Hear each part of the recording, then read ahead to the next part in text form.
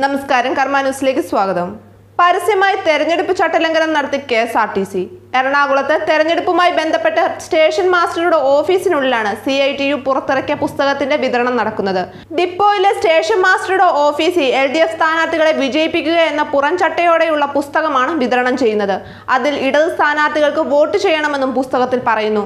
തെരഞ്ഞെടുപ്പിനോടനുബന്ധിച്ച് LDFന് വേണ്ടി CITU vote ചോദിക്കുന്നത് തെറ്റില്ലെങ്കിലും സർക്കാർ സംവിധാനങ്ങൾ ദുരുപയോഗം ചെയ്തുകൊണ്ടുള്ള പ്രവർത്തനമാണ് ഇവിടെ ചോദ്യം ചെയ്യപ്പെടുന്നത്.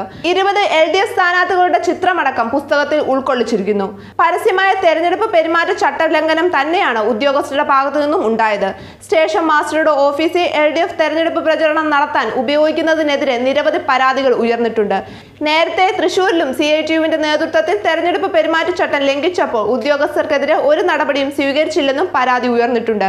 മാധ്യമങ്ങളിൽ വന്ന വാർത്തയുടെ അടിസ്ഥാനത്തിൽ തെരഞ്ഞെടുപ്പ് കമ്മീഷൻ സ്ഥലത്തെത്തി പുസ്തകങ്ങൾ നീക്കം ചെയ്യുകയായിരുന്നു. ന്യൂസ് ഡെസ്ക്, കർമ്മ ന്യൂസ്.